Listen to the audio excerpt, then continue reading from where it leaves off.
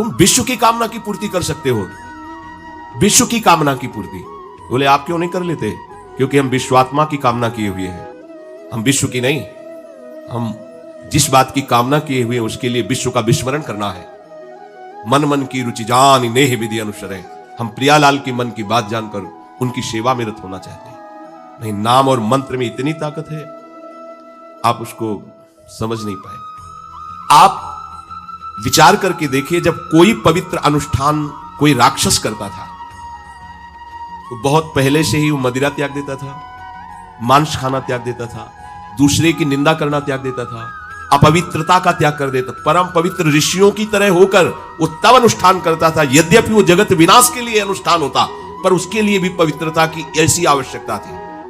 अब आप बेविचार करो, शराब पियो, मांस खाओ, गंदे आचरण करो और बोलो हमने राधा राधा कहा लेकिन काम नहीं बना। वो बोल रहे थे कि कितना भी बड़ा संकट हो, फिर बोल रहे हैं।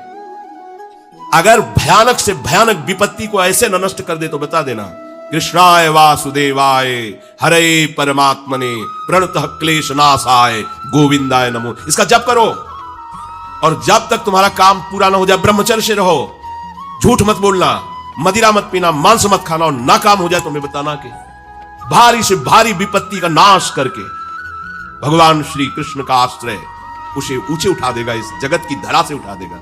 विश्वास में आप मदिरा पियो, मांस खाओ, बेविचार करो, सोचो 1,00,000 2 लाख महात्मा को दे देंगे, हमारी कामना पूर्ति हो जाएगी। बिल्कुल भूल में मत रहना। आपको संशय होता है नाम पे, संशय होता है मंत्रों पे, संशय होता है शास्त्र के विधान पर। आप चलते हो शास्त्र विधान से? कहां चलते हो? अरे हम जब कह रहे हैं कोई राक्षस भी अनुष्ठान करता था तो वो इन नियमों का पालन करता था।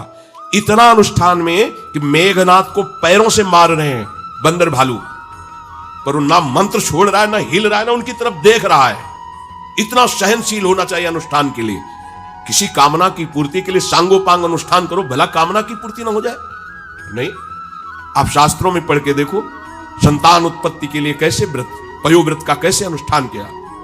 पवित्र रह करके इतनी इतनी मात्रा में ये आहार लेना, इस मंत्र का जब भगवान गर्भ में आ गए, क्या चाहिए तुम्हें? भारी से भारी विपत्ति को दूर करने के लिए आर्त भाव से पुकारो भगवान को। तुम्हें धनी बनना है, अनुष्ठान कीजिए। हम कह रहे किसी विशेष मंत्र आदि की तरफ ना बढ़िए, बोलिए राधा राधा। क्या चाहिए आपको? कृष्ण कृष्ण बोलिए। सब मंत्रों का सार है नाम में, आप बोलिए तो नाम। पवित्र होइए, गंदे आचरण छोड़िए। क्या चाहिए आपको? भगवान का नाम जहां गूंजता है वहां ऐश्वर्य अपने आप चरणों में लौटता है। अब छल कपट करो, हिंसा करो, गंदे आचरण करो, सोचो हम बहुत बड़े धनी बन जाएं, तो दुष्कृति का फल दरिद्रता और दुख होता है, सुकृत का फल ऐश्वर्य और सुख होता है। अब लगाओ तुम कांटेदार वृक्ष और चाहो कि हमको रसीला फल प्राप्त हो, तो इसे मूर्खता ही कहते हैं। फिर दोष देता है काल, कर्म, ईश्वर को, शास्त्रों को, मंत्रों। अरे कुछ नहीं, नाम मंत्र में जरा सी भी अनुष्ठान में त्रुटि हो जाए तो उसका फल बदल जाता है। आप कहां अनुष्ठान कर रहे हैं? कौन सा अनुष्ठान कर रहे हैं? सबसे पहला नियम अनुष्ठान का होता है पवित्र आचरण, ब्रह्मचर्य, सत्यवाद, पवित्र भोजन, संयम से। कोई भी अनुष्ठान कर, किसी भी विषय का अनुष्ठान करके देखो, अभी हो जाएगा। ये तो हमसे नहीं होगा तो फिर आप बड़ी बड़ी कामनाएं करते हो, हवा में कामनाएं पूर्ण हो जाएंगी। किसी की भी किसी का भी महाबली या तेजस्वी पुत्र पैदा हुआ, उसको देखो कैसे रहा है, उसकी माता पिता कैसे आचरण किया है। 10,000 वर्ष तक भगवान श्री हरि में मन लगाकर निरंतर मंत्र जपने पर कश्यप और विंता जी ने भगवान गरुण जी को प्रकट किया। भगवान गरुण जी श्री हरि के वाहन, प्रथम पुत्र अरुण जी जो सूर्य के सामने बैठे हुए हैं, सारथी बने। 10,000 करदम जी भारी तपस्या करके पत्नी प्राप्त कर रहे हैं, तो भगवान स्वयं कपिल देव जी के रूप में अवतार ले रहे हैं। बिना भजन के, बिना पवित्रता के, बस कामनाओं की पूर्ति, हवा में कामनाओं की पूर्ति हो जाएगी। मनमानी आचरण, कुछ नींबू काट दो, उसमें सिंदूर रख दो, या कलावा बांध दो, या अंगूठी बांध लो, या जंतुर मंत्र बांध लो, भस्म, इनसे कुछ होगा? कुछ नहीं होगा। राधा राधा राधा राधा राधा, जो कर चाहोगे हो जाए, पर पवित्र आचरण, साथ में पवित्र आचरण हो। एक किसान भी अन्न बोता है तो खेती को तैयार करता है। आपको अपने हृदय की भूमि तैयार करनी होगी। कामना पूर्ति के लिए ऐसे थोड़ी चला जाता है। देखो ना, ऐसे एक चपत लगा दी सुरुचि ने, क्योंकि उसकी रुचि के खिलाफ हुआ कि वो पिता की गोद में बैठना चाहते थे। छत्री बालक माता के पास गए, उनका नाम सुनीति है। वो सुंदर नीति से चलती है, वो रुचि से चलती है, सुरुचि, अपनी रुचि, और वो सुनीति सुंदर नीति से चलती है। मां पिताजी ने गोद में बैठाला नहीं और मां ने चपत लगा दी और कहा तू ऐसे कि गर्भ से प्रकट हुआ है, सिंहासन का अधिकारी नहीं। अगर तुझे सिंहासन पर बैठना है तो जा तपस्या कर और मेरे गर्भ से प्रकट हो। तपस्या इस बात की कर कि मेरे गर्भ तब कहीं तू पिता की गोद में बैठ सकता है। बोले हाँ बेटा। महाराज तो मुझे दासी भी मानने के लिए तैयार नहीं है।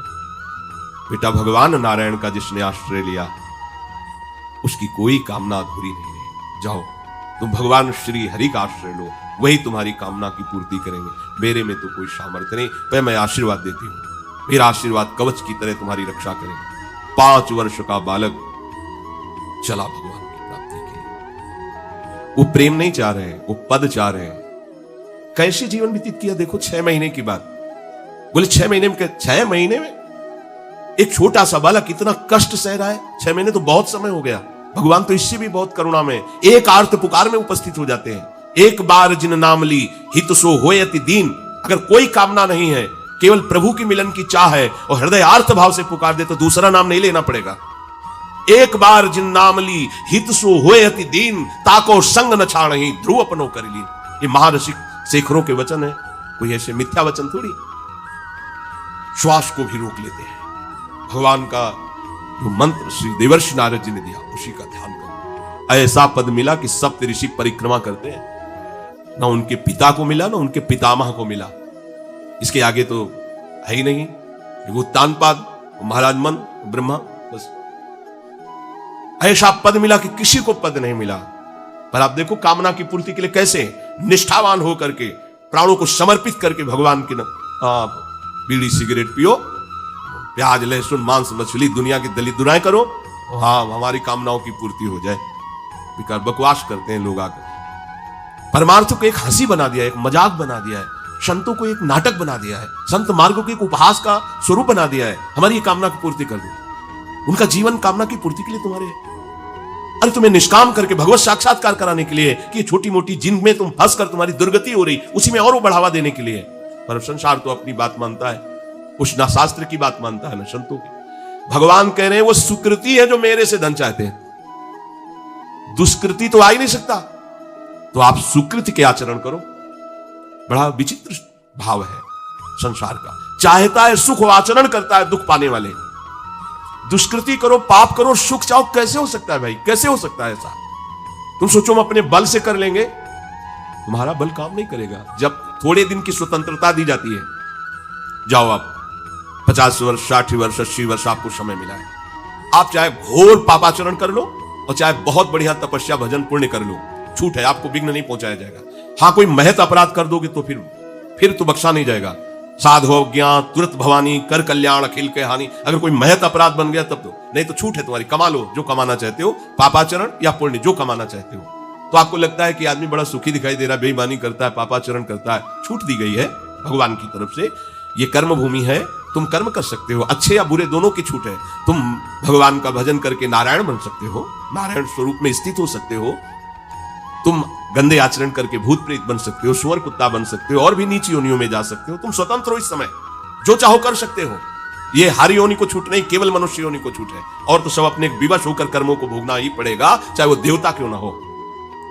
सावधान हो जाओ, भगवान ने छूट दे दी। ये यहां नहीं कह रहे कि तुम निष्काम ही होकर हमारी शरण में आओ। बड़े कृपालु जगत पिता है ना, वो कह रहे हैं कि आर्तो जिज्ञासु रथार्थी ज्ञानी चो भरतर्षभ।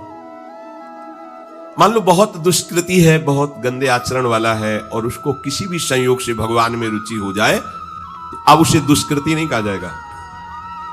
अपने लोगों की यही कि अगर जीवन में कभी पीछे हमने उसको कोई ऐसा आचरण करते हो, जीवन भर यही उसी आचरण को देखेंगे हम, ये वो गंदा आदमी है जिसने ऐसा किया।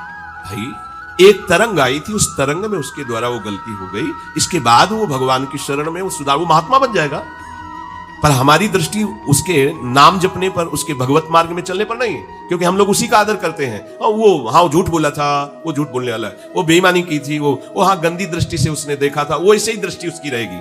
नहीं, ऐसा नहीं। दुष्कृति आचरण करने वाला किसी संयोग से यदि उसकी भगवान नाम में रुचि हो गई, सत्संग में रुचि हो गई, भगवान का आश्रय ले लिया, तो भगवान कहते साधुरिव समंतव्य। अब उसे साधु मानो, बड़ा पुण्यात्मा है, क्योंकि मेरे आश्रय में आ गया, मेरी शरण में आ गया। भगवान कृपा करके ये चार बातें कह रहे हैं। अगर आपको कोई भारी से भारी संकट है, चाहे जितना बड़ा संकट हो, कई घटनाएं अपने जीवन में हमने देखी, आश्चर्यमयी घटनाएं, जो बिल्कुल बस केवल भगवान ही बचा सकते थे। मुरारी शरण जी और कई संत अपने गिरिराज जी की परिक्रमा में रात्रि में गए थे। 2 बजे के लगभग वापस आ रहे थे हाईवे से, और ड्राइवर सो गया, और डिवाइडर उस पे गाड़ी ऐसे एकदम जो राधे श्याम, बिल्कुल रफ्तार से गाड़ी चल रही, एकदम ऐसे, एकदम आवाज जोर से, प्रभु की इच्छा से निकला, राधे श्याम, गाड़ी बंद। ऐसे ड्राइवर बार बार सबसे हाथ जोड़ के कि पहली बार ऐसी गलती हुई, मैं सो गया, पहले वो समझा कि पीटे, हम कुछ नहीं था ना, कोई पीछे से गाड़ी आई। अब इंजन कैसे बंद हुआ, वो गाड़ी वहां कैसे रुक गई, केवल इसका हम कोई महत्व नहीं रखते कि कोई बड़ी बात है। अरे जीवन उनके हाथ में, आज ले ले या कल ले ले, लेना ये जीवन उनको समर्पित है। जैसा अगर आप संकट में हैं, पुकार के देखिए राधा, पूरा दृश्य बदल जाएगा। पुकार के तो देखिए, पर बिना अपनापन हुए पुकार नहीं सकते आप उस समय। अरे दैया रे, राधा नहीं निकले, अरे बाप रे, ऐसे आएगा, राधा नहीं निकलेगा क्योंकि तुम्हारे दैया और बाप है ना। हमारे तो यही है जो कुछ है, राधा। दर्शन करने राधा वल्लभ जी के जा रहे थे, शराब पिए मोटरसाइकिल से उधर से कोई आ रहा था, हमारे दोनों पैरों के बीच में पहिया मोटरसाइकिल रफ्तार से आ रहा था, बस ऐसे अब आगे हाथ रखी जाएगा, जब वो ऐसे, वो जो खोपड़ी सी होती मोटरसाइकिल, ऐसे श्री राधा, बंद। बोला बाबा बंद कैसे हो गई? उनका भैया बंद ना हो जाती तो हमें बंद कर देते। तो बोले बाबा हम शराब पिए थे तो हमसे संभली। हम कुछ नहीं कह रहे, आप जाइए। बोले हमें तो आश्चर्य कि बंद कैसे हो गई। हम काम जिनकी शरण में हो, कर तुम अकर तुम अन्यथा कर तुम सर्वसमर्थ है। भगवान का प्रताप जगह जगह जगह जगह दिखा है। मतलब कैसे हम तुम्हें बताएं। महुआ से आ रहे हैं ट्रेन में, अब किसी श्रद्धालु ने टिकट दे दी। अब हम ज्यादा पढ़े लिखे तो है नहीं, अच्छा 9 पढ़े, संसारिकता का ज्यादा ज्ञान नहीं, बचपन से इसी में लगे रहे, तो वो तो ज्ञान। अच्छा उसके कौन पढ़े कि कौन से स्टेशन की क्या, हमको हमें तो भाई टिकट दे दी, लो महाराजा बनारस की टिकट, तो अपनी झोली में डाल ली, वो बैठा दिया वो अच्छे वाले उसमें है, हाँ जो भी रूम कहे जाते हो वातानुकूलित अच्छे वो जो होते उसमें। हम तो क्या हमारे पास टिकट है, ओ आए वो जांच वाले टिकट, हम बड़े गर्व से लिखा कोई टिकट है। उन्होंने देखा, बोले स्टेशन कब निकल गए हो, कहाँ बैठे हो तुम, ये जनरल की टिकट है और ये स्टेशन तो कब निकल, कहाँ जाना है हमका, वाराणसी। बोले तुम्हारे पास टिकट तो है नहीं। और अब पावर होता है जब, तो फिर उसमें हमारी और नई अवस्था उस समय थी 24-28 के बीच की जो अवस्था, वो कुछ बोलने, अभद्र शब्द बोलने वाले, खड़े हो चलो हमारे साथ बोलने। ऊपर एक आदमी ले नीचे उतरा, अंग्रेजी से उनसे बात की, इतनी बड़ी कागज में टिकट बनवाई, हमें दी, पैसा दिया और कहा सर आप ले। कोई नहीं, कौन है ये, कौन उतर के आ रहा है, कौन सहयोग कर रहा है? अरे जिसके सहारे हैं वो एक एक कदम पर दुलार कर रहा है। अब संकट निवृत्ति के लिए हम प्रभु का आश्रय न लेकर जगत का आश्रय बड़े बड़े चूक कर देते हैं। अमुक अमुक है, उनका संबंध हम दृढ़ रखते हैं क्योंकि कभी हुआ तो वो काम आएंगे। धिक्कार है भगवत शरणागत कहला करके किसी अन्य का आश्रय लेना। इतने बड़े मालिक हैं, सर्वत्र सर्वशक्तिमान, तुम्हें और किसी का आश्रय चाहिए? पर ये बात तभी समझ में आएगी जब खूब सत्संग करोगे और नाम जप करोगे। भगवान का आश्रय पल पल पर देखा है, उनका जीवन में दुलार देखा है। बस ये लगा कि भगवान ही बचा सकते हैं, दूसरा कोई नहीं बचा सकता। गंगा किनारे कुछ जगह ऐसी होती है जो ऊपर से एकदम सूखी पपड़ी दिखाई दे रही, वो अंदर भारी दलदल होता है। हम लोग अपनी मस्ती में चले जा रहे हैं, पीछे से आवाज, ए बाबा रुकना। कदम रुके, वो दौड़ के आया, बोले बाबा आपको पता है ये यहां से देखो आधा किलोमीटर तक दलदल है, फंस जाओगे तो वहीं खड़े खड़े मर जाओगे, कोई निकालने वाला नहीं। ऊपर से सूखी पपड़ी, नीचे पग पग पर प्रभु को देखा है। आर्थ अगर संकट निवृत्ति कोई कर सकता है तो भगवान श्री हरि कर सकते। आप उनका आश्रय, भगवान उसको अपना कर के कहते हैं बड़ा उदार है, उसने मेरी शरण ली। उदार जैसे बच्चा दौड़ कर घर आ जाए, माँ की गोद में बैठ जाए तो माँ क्या कहती है, बहुत दुलार करती है। ऐसे दुलार करते हुए उस मनुष्य को भगवान करे ये बड़ा उदार है, बड़ा सुकृति है, इसने दुख निवृत्ति के लिए मेरा आश्रय लिया। अगर सत्संग सुनकर तुम्हें थोड़ा भी भाव आ रहा हो तो किसी भी विपत्ति में किसी का सहारा मत लेना, एकमात्र प्रभु का भरोसा रखना। अगर विपत्ति संपत्ति में न बदल जाए तो हमें बताना, और अगर किसी का सहारा लिया तो बनती हुई बात बिगड़ती चली जाएगी, ये पक्का समझ लेना। आपको लगेगा कि उनका फोन नंबर कर दें तो एक फोन में सारी बात संभल जाएगी, नहीं भाई, ये लोकवत थोड़ा संभलता नजर आएगा, लेकिन वो बात बिगड़ जाएगी जिससे सारी बात बननी। नहीं, बने तो रघुबर ते बने, और बिगड़े तो भरपूर, बिगड़ जाने दो। क्यों? इतनी बिगड़ जाएगी तो संभलेगी कैसे? वो बिगड़ते बिगड़ते अंतिम स्टेज पर ऐसा संभाल देगा जितनी संभली थी उससे 1000 गुना बढ़ के। वो बड़ा महामहिम है। अर्थार्थी जो केवल भगवान से अर्थ चाहता है, ठीक है, हमें धन चाहिए, भगवान श्री हरि का आश्रय ले, जो चाहिए आप मान लीजिए, पर गलत आचरण कर रहे हो इसलिए आपके ऊपर प्रभाव नहीं पड़ रहा। हमारी बात हाथ जोड़कर हम प्रार्थना करें, मान लीजिए सब कामनाओं से पीड़ित है, सबकी कामनाएं पूर्ण हो जाएंगी।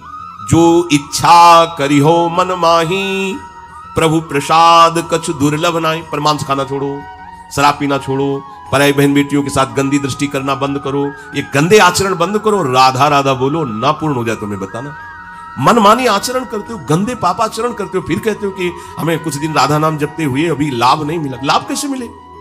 आप नीचे से तो ऐसे असाधन कर रहे हो, पापाचरण कर रहे हो, प्रभु की आज्ञा का उल्लंघन करोगे तो कैसे प्रभु प्रसन्न हो जाएंगे तुम पे?